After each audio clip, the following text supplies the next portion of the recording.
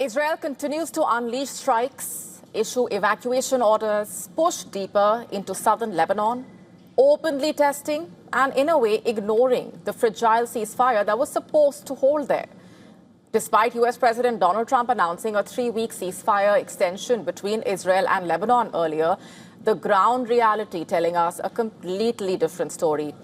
The war between Israel and Hezbollah is not cooling down, far from it. It is intensifying. And just a short while back, Lebanese media said 3 Israeli airstrikes struck the southern Lebanon village of Deir Ames.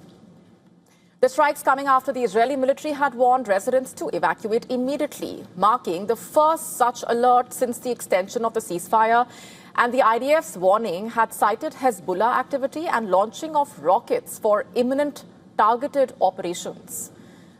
Notably, the village lies north of the so-called Yellow Line, south of which the Israeli forces are operating despite the ceasefire, reportedly, raising fresh questions and concern about the scope of the Israeli action despite the truce.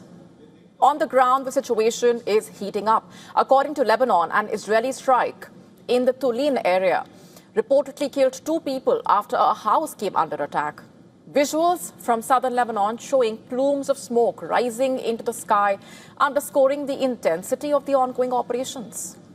The Israeli Defense Forces have also released footage claiming successful strikes on Hezbollah rocket launchers. According to the military, these launchers were used to fire rockets towards northern Israel earlier. Hezbollah has also acknowledged launching rockets towards Israel, calling it retaliation for what it describes as repeated Israeli violations of the ceasefire. Lebanese media reports also claiming that Hezbollah shot down Israeli drones in at least 2 locations in the south.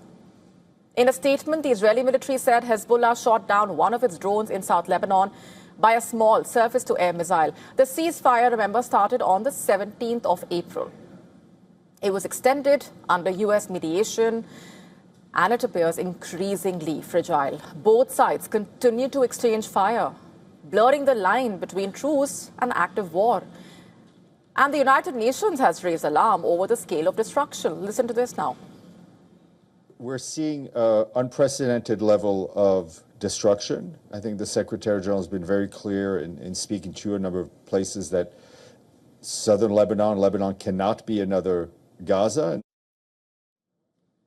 The U.S. president announced the ceasefire extension after meeting the Israeli and Lebanese officials in Washington, expressing hope for a broader agreement. We had a great meeting with the very high officials of Lebanon and very high officials of Israel, and we think that the president of Lebanon and the prime minister of Israel over the next couple of weeks will be coming here. They've agreed to an additional 3 weeks of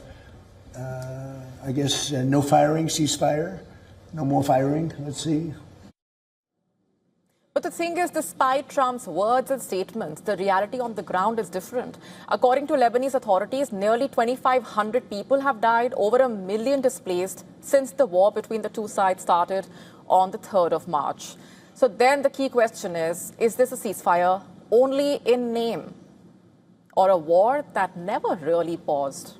To stay up to speed with the latest news, download the WION app and subscribe to our YouTube channel.